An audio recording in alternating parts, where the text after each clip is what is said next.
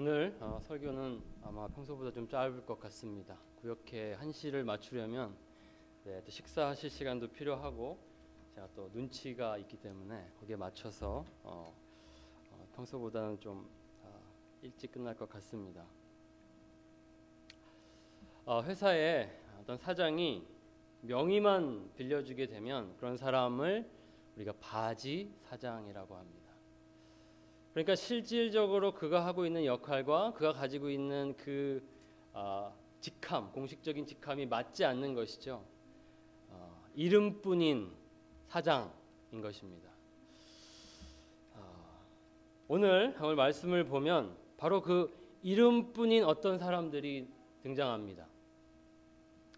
사도 바울은 이 복음의 시작을 우리가 왜 복음이 필요한지를 설명하며 시작했습니다. 우리가 왜 복음이 필요합니까? 우리 모두가 죄인이기 때문입니다. 구원이 필요합니다. 구원자가 필요하기 때문에 우리의 죄를 먼저 깨달아야 합니다.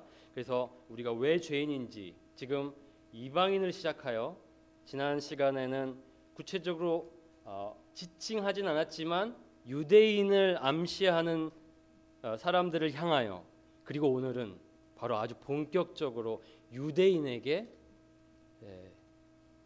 그들을 향하여 그들의 죄를 고발하고 있습니다. 결국은 그 누구도 하나님 앞에서 의롭지 않다, 죄인이다 라는 것을 보여주고 있는 것입니다. 그래서 오늘 말씀은 제가 제목을 이름뿐인 신앙이라고 했습니다. 구체적으로 이야기하면 사실은 이 본문에서는 이름뿐인 유대인인 것이죠. 그런데 이 이름뿐인 유대인들의 모습을 보면 굉장히 우리에게 주는 큰 메시지들이 있습니다. 우리도 이 유대인을 바꾸어 그리스도인이라고 바꾸기만 하면 여기에 위험에 빠질 수 있는, 이러한 오류에 빠질 수 있는 모습이 너무나도 잘 담겨져 있습니다. 결국 우리도 이름뿐인 신앙인, 이름뿐인 그리스도인이 될 수 있다라는 점을 감안하면서 우리 이 말씀을 보시면 좋겠습니다. 굉장히 이 유대인에 대해서 사도 바울은 잘 알고 있었습니다. 이해하고 있었습니다. 그래서 유대인들이 자기 스스로를 어떻게 생각하고 있는지를 잘 설명하는 것을 볼 수 있습니다. 왜 그렇죠? 왜 사도 바울은 유대인들에 대해서 그렇게 깊은 이해가 있었을까요? 그가 바로 이전에 그리스도인이 되기 전에 열심히 있는 유대인이었기 때문입니다. 얼마나 열심히 있었는지 그는 목숨을 다하여서 이 이단에 속하는, 그 당시 자기의 눈으로 이단에 속하는 그리스도인들을 잡아 죽이는 일에 앞장섰던 자였습니다. 그렇기 때문에 이미 그가 살아왔던 삶이 있었고 그가 유대인을 바라보는 그 관점에는 깊은 이해가 있었던 것이죠. 그래서 오늘 말씀에 이 이름뿐인 유대인들, 이름뿐인 신앙인들을 보면 세 가지 특징을 알 수 있습니다. 이름뿐인 신앙인을 보면 알 수 있는 특징들입니다. 첫 번째, 17절부터 20절까지 말씀을 보면요, 이들은 우월 의식에 빠져 있는 것을 볼 수 있습니다. 그리고 21절부터 24절을 보면요, 그들은 위선에 빠져 있습니다. 그리고 25절부터 28절은요, 형식주의에 빠져 있습니다. 세 가지 특징입니다. 이름뿐인 신앙인은 우월 의식에 빠져 있고 위선에 빠져 있고 형식주의에 빠져 있습니다. 하나씩 살펴보도록 하겠습니다. 그런데 그대가 유대 사람이라고 자처한다고 합시다. 당신을 유대인이라고 부른다면, 영어로는 if에서 네 번의 if를 사용해서 당신들이 자신을 이렇게 규정하고 있지 않느냐, 내가 다 안다, 당신들이 이렇게 규정한다면 하면서 유대인들의 그 특징을 설명하고 있는데요, 그 가운데 유대인들이 가지고 있는 어떤 의식을 우리가 볼 수 있습니다. 그래서 그대는 율법을 의지하며 하나님을 자랑하며 율법의 가르침을 받아서 하나님의 뜻을 알고 가장 선한 일을 분간할 줄 알며, 이 다음부터가 이제 굉장히 그들을 칭찬하며 그들을 설명하는 것 같지만 굉장히 그들을 돌려 비판하는 표현이 있습니다. 당신들이 눈먼 사람의 길잡이라고 생각하지 않습니까? 당신들은 어둠 속에 있는 사람의 빛이라고 생각하지 않습니까? 당신들은 스스로 어리석은 사람의 스승이라고 생각하지 않습니까? 당신들은 어린아이의 교사라고 확신하지 않습니까? 그래서 그렇다면 그 다음으로 이제 넘어가는데요. 이 유대인을 설명하는 이 부분에 유대인들이 가지고 있는 우월 의식을 우리가 볼 수 있습니다. 어디에서 볼 수 있죠? 그들은 나는 길잡이고 다른 사람들은 눈먼 사람이라는 것입니다. 나는 빛이고 저들은 어둠 속에 있는 사람이라는 것이죠. 나는 스승이고 다른 사람들은 다 어리석은 사람입니다. 나는 교사고 저들은 어린아이입니다. 무엇을 느낄 수 있습니까? 이 자신의 위치를 매우 높게 두고 있고요. 그리고 나머지 사람들은 다 낮게 바라보고 있는 것을 볼 수 있습니다. 눈먼 사람이다. 저들은 눈먼 사람이야. 내가 길잡이가 되어줘야지. 내가 필요해. 저들은 어둠 속에 있지. 근데 나는 빛에 있으니 저들을 비춰줘야지. 저들은 다 어리석어. 나의 가르침이 필요해. 저들은 다 어린아이야. 난 성숙한 어른이니까 내가 인도해야지. 뭔가 그들의 포지션이 매우 다른 사람들보다 높게 있다라는 것을 느낄 수 있습니다. 이런 걸 보고 우월 의식이라고 합니다. 이 우월 의식에 빠져 있으면요, 차별하고 배타하고 쉽게 판단합니다. 자신들의 권위가 이 높은 곳에 있기 때문에 자신들의 권위를 행사하는 것을 아무렇지 않게 생각하는 것이죠. 오히려 그것이 도와주는 것이다. 그들에게 도움이 되는 것이라고 생각하고 행했던 것입니다. 이 유대인들은 우월 의식에 빠져 있었습니다. 나 외에는 다 나보다 낮은 수준의 사람들이라고 봤던 모습을 우리가 볼 수 있습니다. 그리스도인, 유대인을 우리가 그리스도인이라는 명칭으로 바꾸어도 별반 다르지 않다라고 제가 팀 켈러 목사님의 책을 보면서 이거는 아무렇지 않게 우리가 이 그리스도인이라고 바꾸고 읽어도 전혀 이질감이 없다라고 할 만큼 우리 그리스도인들, 특별히 이름뿐인 그리스도인들을 잘 설명하고 있다는 뜻입니다. 우리는 복을 먼저 들었고 믿었다고 생각하기 때문에 그것을 듣지 못한 사람들을 굉장히 아직은 부족하고 뭔가 결여되고 이들은 깨우침을 받아야 하는 사람이라고 생각하고 접근한다는 것이죠. 매우 높은 위치에 우리를 두고 다른 사람들을 판단할 수 있다는 사실입니다. 그리스도인에게 그런 우월 의식을 느낄 수 있습니다. 간혹. 그리고 이 우월 의식은 사실은 다른 사람의 이야기가 아니라 나의 이야기가 될 수 있습니다. 나도 많이 말씀에 대해서 안다고 생각하기 때문에 그래, 저들은 나의 가르침이 필요하지. 내가 도와줘야지. 저 어리석은 자들을 내가 이끌어줘야지.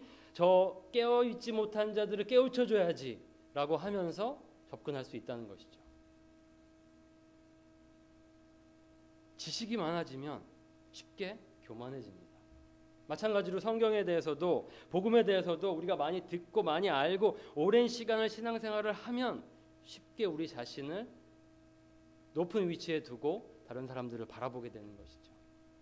쉽게 판단하고 난 다 안다고 생각하기 때문에 가르쳐주고 우월감에 빠져 우리는 실수를 범할 수 있습니다. 두 번째, 이 이름뿐인 신앙인들은 위선에 빠져 있었습니다. 자, 당신들을 이렇게 당신 스스로가 규정한다면 이제 바울이 어쩌면은 이 말을 하고 싶었던 것이죠. 왜 당신들은 당신들의 믿음과 당신들의 가르침과 삶이 일치하지 않느냐? 그렇게 스승이라, 길잡이라, 빛이라, 교사라고 스스로를 자처하면서 왜 가르치는 대로 자신들이 믿는 대로 살지 않느냐라고 지적하는 것이죠. 바울이 유대인들을 대하는 태도는 공격적으로 들릴 수 있지만 예수님에 비하면 매우 신사적입니다. 예수님은 유대인들을 향하여 바로 직설적으로 얘기하셨죠. 외식하는 자여 회칠한 무덤과도 같은 저주를 받을지어다. 예수님은 바로 그들의 실상을 아셨기 때문에 그렇게 저주하고 그들을 판단하셨다면 그 정도로 하지는 않습니다. 천천히 아주 그들이 가지고 있는 생각들을 내가 충분히 이해하고 있다는 것을 보여주면서 그들이 스스로 자신들의 죄를 깨달을 수 있도록 인도하고 있는 것을 볼 수 있죠. 자, 이렇게 당신을 정의했는데 그런데 왜 자기 자신은 가르치지 않습니까? 왜 도둑질을 하라고 말하면서 도둑질을 합니까? 왜 간음을 하지 말라고 하면서 간음을 합니까? 우상을 미워하면서도 왜 신전의 물건을 훔칩니까? 율법을 자랑하면서도 왜 율법을 어겨서 하나님을 욕되게 합니까? 매우 충격적인 이야기입니다. 그들이 도둑질을 했다라고 가정하고 있고요. 간음을 하고 있다 가정하고 있고요. 신전의 물건을 훔치고 있다 가정하고 있습니다. 결국 그래서 그들이 하나님을 욕되게 하고 있다고 규정하고 있습니다. 도대체 그들이 무슨 도둑질을 했을까요? 어떤 간음을 행했을까요? 어떤 신전의 물건을 훔쳤을까요? 이것은 후에도 나오지만 표면적으로는 그들은 이러한 죄를 범하지 않았습니다. 죄를 짓지 않았습니다. 어쩌면 더 엄격하게 그 삶을 통제하고 절제하며 말씀하신 그 말씀을 따라 살았습니다. 그런데 지금 바울은 오히려 그렇지 않았다라고 말하고 있습니다. 마치 예수님께서 표면적으로 너희들이 율법의 행위를 행하고 있지만 율법의 가르침을 따라 행하고 있지만 너희 속으로는 음욕이 가득하지 않느냐. 살인하고 있지 않지만 너희의 마음에 미움이 가득하지 않느냐. 이미 다 살인한 것이고 이미 다 간음한 것이다 라고 예수님께서는 마음속에 있는 것이 중요하다라고 말씀하셨습니다. 똑같습니다. 이 사도 바울도 이들의 마음속에 있는 것들을 두고 이야기하는 것입니다. 표면적으로는 문제가 없어 보이지만 그들의 속으로는 탐심, 남의 것들을 탐하고 있고요. 간음, 음욕을 품고 있고요. 신전의 물건을 훔친다. 이것을 현대어 성경은 이렇게 이야기합니다. 우상에게 기도하지 말라고 하면서 왜 자신은 돈을 신처럼 받들고 있습니까?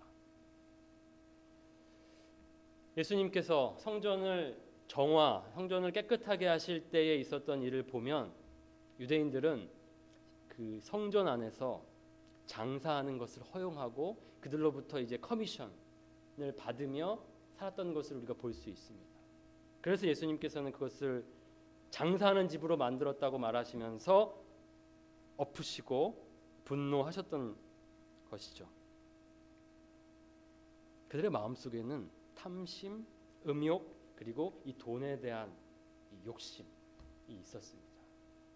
마치 그것을 신처럼 섬기고 있었기 때문에 지금 바울은 그들의 죄를 고발하고 있습니다.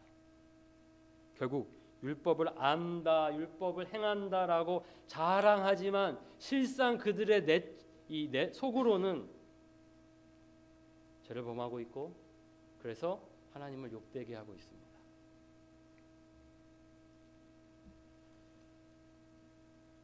이름뿐인 신앙인들은 다른 사람들이 보기에 존경받을 만한 모습을 가졌을까요? 아니면 다른 사람들에게 반발심을 일으키고 정말 저들의 저 배타적인 모습, 저들의 쉽게 판단하는 모습에 분노하며 그들을 생각했을까요? 유대인의 역사 속에 이 반유대주의의 역사를 우리가 들여다볼 수 있습니다. 그런 반유대주의의 역사의 근원에 보면 유대주의는 이미 배타성을 가지고 있었고요. 그리고 남을 뭐라고 불렀다고 했죠? 유대인이 아닌 사람을 개라고 바라봤습니다. 그러니까 다른 사람들도 다 아는 것이죠. 저들이 우리를 어떻게 대하고 있는지 차별하며 모욕하며 배타적으로 밀어내고 있다라는 것, 업신여기고 있다라는 것을 다 알기 때문에 사람들로 하여금 이 반유대주의 성향을 갖도록 만들었다는 것이죠. 그들의 삶이 율법의 핵심인 사랑으로 가득 차 있었다면 과연 그런 반유대주의의 운동이나 반유대주의의 반발을 받았을까요? 그들에게 보인 것은 사랑이 아니었습니다. 날카로운 비판이었고 정죄였고 차별이었고 모욕이었고 무시였습니다. 자신들이 행위가 율법에 비추어 잘 행하고 있다라고 하고 있지만 속으로는 탐심으로, 음욕으로, 욕심으로 가득 차 있었습니다. 그래서 예수님은 그들을 향하여 외식하는 자들이라고 말하셨습니다. 겉으로는 나를 존경하나 하나님을 향하여 하나님께서 말씀하셨죠. 겉으로는 너희들이 나를 존경하지만 내 입술은 나를 존경하지만 마음으로는 나에게서 멀도다. 그들의 마음은 하나님을 향해 있지 않았습니다. 결국 그들은 위선에 빠져 있었습니다.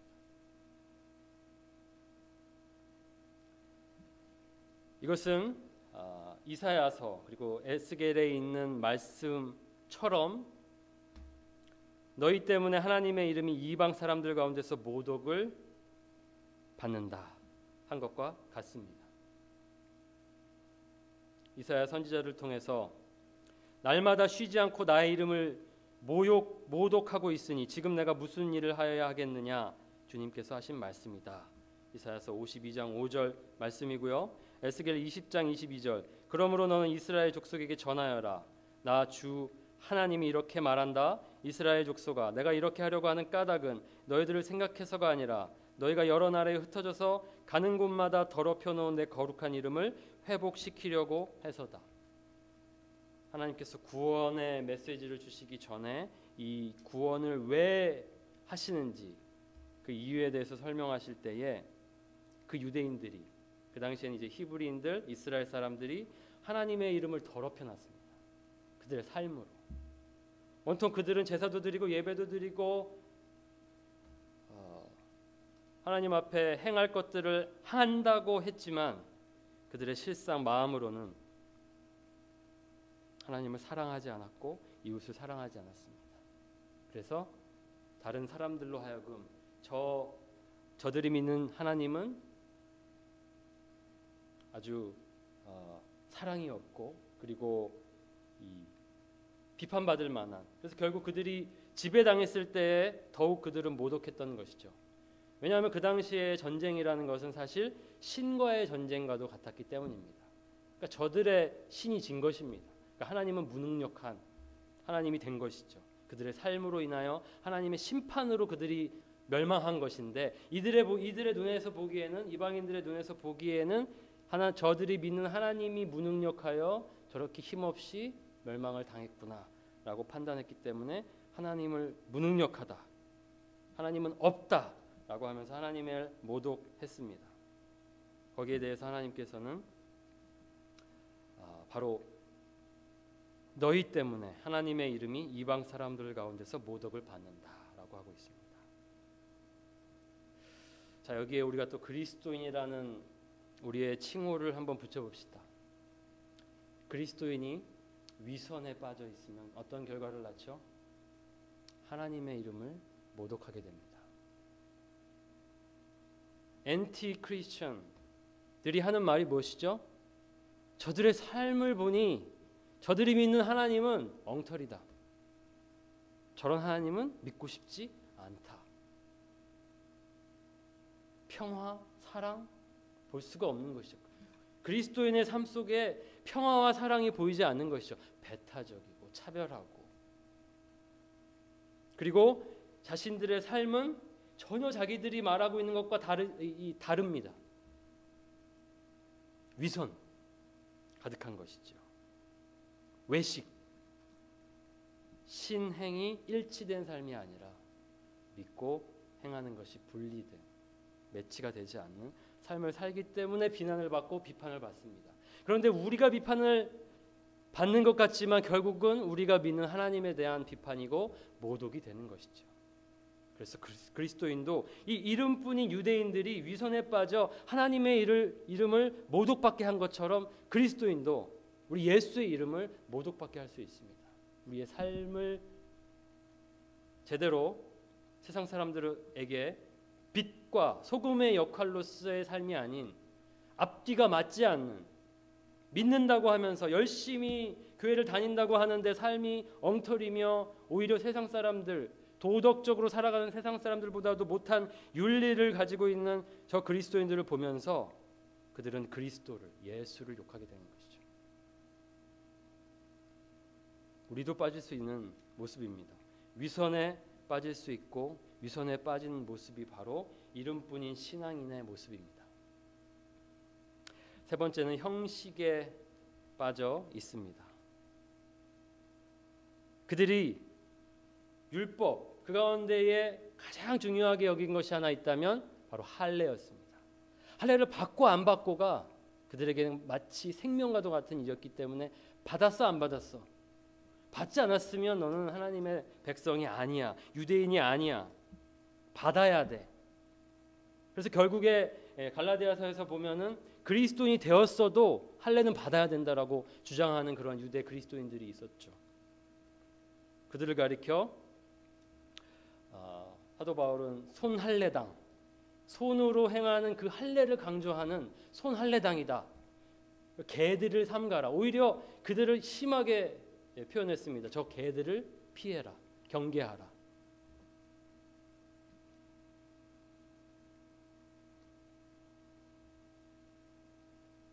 할례를 매우 중요하게 여겼습니다. 그래서 무할례자들은 하나님의 백성이 아니다, 그들은 유대인이 아니라고 했습니다. 율법을 지키며 할례를 받은 것이 유익하지만 율법을 어기면 그대가 받은 할례는 할례를 받지 않은 것으로 되어 버립니다. 할례를 받았다 안 받았다가 중요한 것이 아니라 하나님의 말씀을 따라, 율법의 핵심이 사랑이라면 하나님을 사랑하고 이웃을 사랑하는 그 사랑의 계명을 제대로 살아냈는지 못 살아냈는지가 그의 할례가 정말 할례되게 하는 것이고, 아무리 할례를 받았어도 그렇게 살지 못하는 사람들은, 율법을 어기는 자들은 아무 의미가 없다라는 것이죠.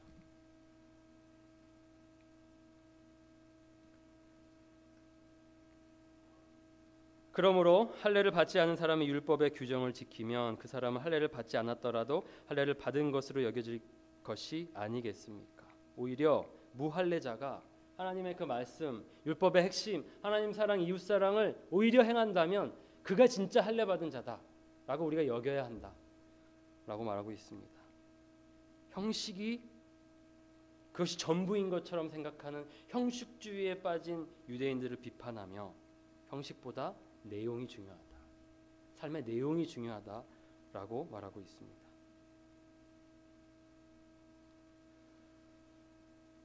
겉모양으로 유대 사람이라고 해서 유대 사람이 아니요, 겉모양으로 살갗에 할례를 받았다고 해서 할례가 아닙니다.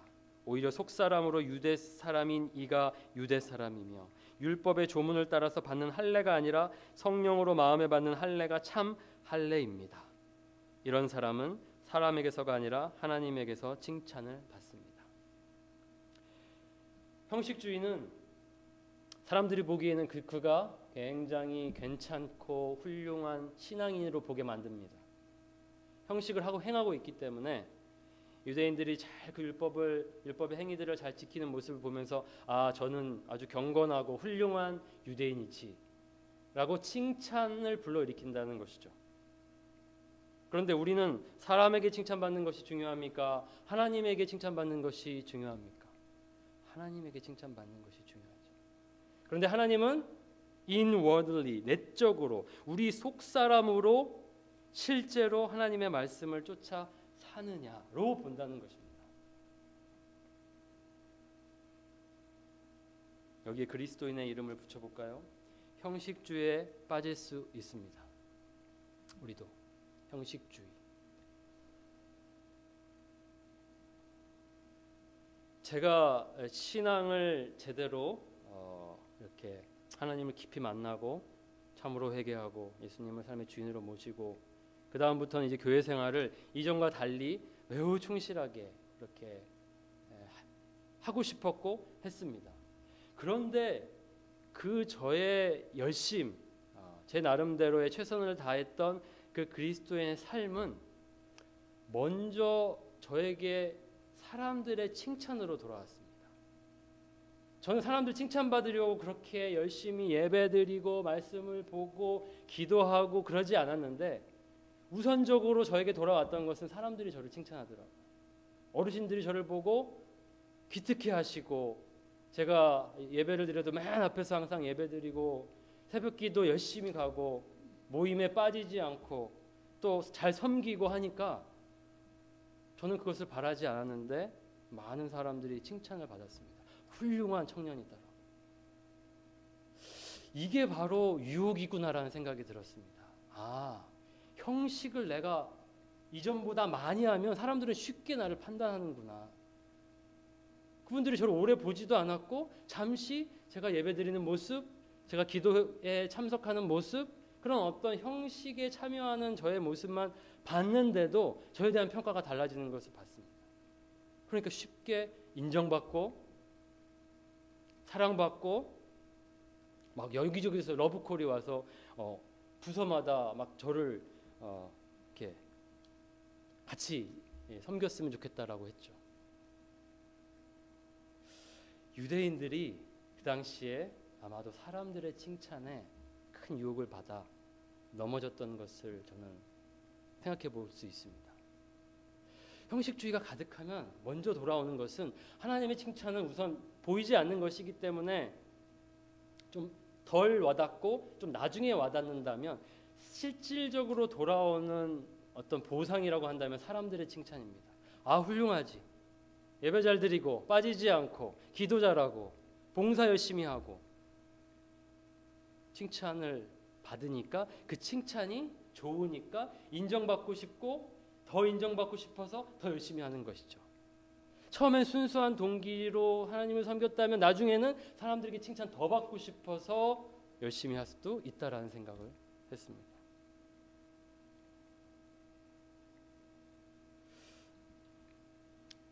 그런 걸 보면 저는 청년들도 아주 쉽게 교회에서 인싸가 될 수 있다라고 얘기할 수 있습니다. 인싸가 되는 게 그렇게 어려운 게 아니에요.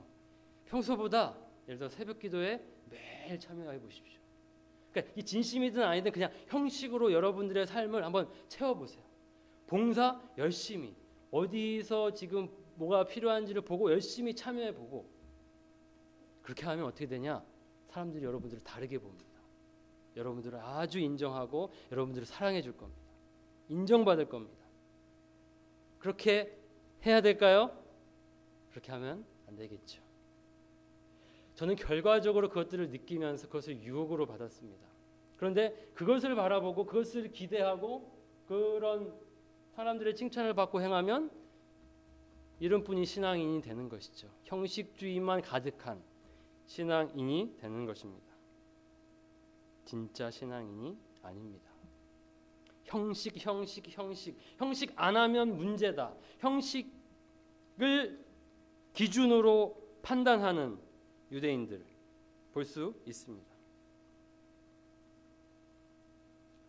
진짜 신앙인은 바로 이 29절 말씀 다시 한번 읽겠습니다. 오히려 속사람으로 유대 사람인 이가 유대 사람이며 율법의 조문을 따라서 받는 열매가 아니라 성령으로 마음에 받는 할례가 참 할례입니다. 이런 사람은 사람에게서가 아니라 하나님에게서 칭찬을 받습니다.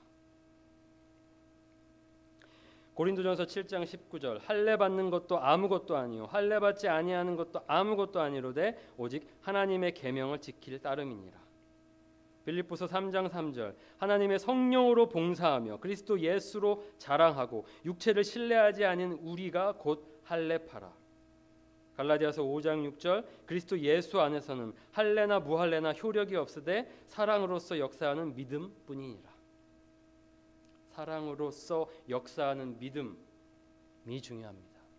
우리의 속사람으로 하나님을 진심으로 사랑하며 이웃을 사랑하는 그 모습, 그것이 바로 하나님께 인정받을 수 있는, 하나님께 칭찬을 받을 수 있는 모습입니다. 그런데 그 당시 유대인들은 이런 우월의식과 위선과 형식주의에 빠져 있었습니다. 사도 바울은 그것을 지적하며 고발하고 있습니다. 보이는 게 다가 아니다. 하나님은 외모로 판단하지 아니하시고 우리의 중심으로 판단하신다. 그런 말씀을 주고 있습니다. 결국 이 유대인들의 모습은 우리의 모습이 될 수 있습니다. 이름뿐인 그리스도인이 될 수 있습니다. 라고 우리가 이해해야 합니다. 우리도 얼마든지 우월의식, 위선, 형식주의에 빠질 수 있습니다. 어떻게 해야 합니까? 우월의식을 버리고 겸손의 태도를 가져야 합니다. 사람들을 계몽의 대상으로 삼는다? 이건 아주 끔찍한 일인 것이죠. 조금 먼저 알았을 뿐입니다. 다 똑같습니다. 내가 먼저 알았어도, 내가 복음을 통하여 믿음을 가졌어도 여전히 우리의 삶 속에서는 죄가 행해지고 있습니다. 뭐가 다릅니까? 복음을 조금 먼저 알았을 뿐입니다. 겸손한 태도로 그들에게 복음을 전해야 합니다. 두 번째, 남을 가르치기 전에 먼저 나를 가르쳐야 합니다. 위선에 빠지는 것은 자신의 모습을 돌아보지 않았기 때문입니다. 이 위선이라는 것은 어떻게 보면 자기도 모르는 사이에 빠지게 된 것이죠. 난 도둑질 실제로 안 하고 있었는데 내가 어떻게 도둑질하고 있다고? 내가 어떻게 간음을 하지 않았는데 간음을 하고 있다라고 말할 수 있냐는 것이죠. 그래서 예수님이 유대인들에게 그렇게 그들의 죄를 지적했을 때 얼마나 그들이 반발했습니까? 무엇입니까? 그들의 죄를 인정하지 않는 것이죠. 자신들을 돌아볼 마음이 없고 돌아보지 않았습니다. 가르치기만 했고 자기에게 그것을 가르치지 않았죠. 모든 말씀은 누구를 위한 말씀이 아니라 나를 위한 말씀입니다. 남을 가르치기 전에 먼저 나를 가르쳐야 합니다. 세 번째, 형식주의를 경계하고 마음을 살펴야 합니다. 내 마음으로 다 하고 있는가? 내 마음으로 섬기고 있는가? 마음으로 예배하고 있는가? 마음으로 하나님을 사랑하고 이웃을 사랑하고 있는가? 더 깊은, 우리의 마음속 깊은 곳을 바라봐야 하며 우리의 마음을 지키고 살피고 그렇게 우리를 돌아봐야 합니다. 마음이 없는 형식은 의미가 없습니다. 시간 낭비입니다. 그래서 예수님께서는 그 유대인들을 향하여 이 백성이 입술로는 나를 공경하되 마음은 내게서 멀도다 라고 그들을 잘 설명해 주셨습니다. 어쩌면 그들은 정말 많은 시간을 자신들의 삶과 물질과 시간을 이 말씀을 지키는 데 투자했었을 텐데 결과적으로는 그게 아무 의미 없는 시간 낭비였다는 것이죠. 우리가 드리는 형식이 시간 낭비가 돼서는 안 됩니다. 우리가 드리는 어떤 헌신도 시간 낭비이거나 의미 없는 것이 되어서는 안 됩니다. 그러려면 마음이 중요합니다. 어떤 마음으로 하느냐가 중요합니다. 성령을 의지하여 봉사할 때 어떻게 하라고요? 하나님의 성령으로 봉사하라고요. 하나님 바라보고 하라고요. 사람들의 인정이나 칭찬 바라보지 말고 나의 열심, 나의 능력으로 무언가를 하려고 하지 말고 하나님의 이끄심과 성령의 이끄심을 받아 봉사하라고 말하고 있습니다. 우리도 이런 이름뿐인 유대인들처럼 이름뿐인 그리스도인이 될 수 있습니다. 우월 의식에 빠질 수 있고요, 위선에 빠질 수 있고요, 형식주의에 빠질 수 있습니다. 우리의 삶을 돌아보며 점검하기를 원합니다. 그리고 우리가 혹시 우월 의식을 가졌다면 겸손의 마음으로 우리 자신을 바꾸고 남을 가르치기 전에 나에게 먼저 적용하려는, 나에게 먼저 나를 위한 말씀으로 그것을 받는, 그리고 형식주의를 경계하고 우리의 마음을 늘 살피는 그런 저 여러분 되기를 원합니다. 기도하시겠습니다. 하나님 아버지, 이름뿐인 유대인들을 보았습니다. 어떻게 저들이 저렇게 위선적이며 어떻게 저들이 우월의식으로 가득 차 있으며 어떻게 형식주의로 가득 차 있는지, 객관적으로 저들을 보면 한심하고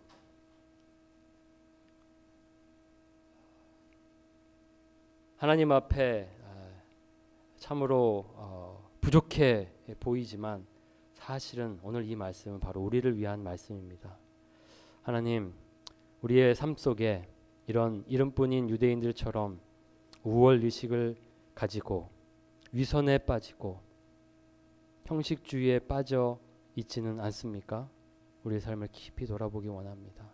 하나님의 눈으로, 나의 생각이나 다른 사람들의 눈으로 나를 보는 것이 아니라 하나님의 눈으로, 하나님의 말씀으로, 성령이 우리를 깨닫게 하심으로 우리 자신의 삶을 돌아보기 원합니다. 하나님 은혜 주셔서 바로 보게 해주시고 하나님이 생각하시는 대로 우리를 생각하고 여기며 잘못된 자리에 있었다면 하나님이 원하시는 자리로 옮겨 나갈 수 있도록 인도하여 주시옵소서. 예수님의 이름으로 기도드립니다.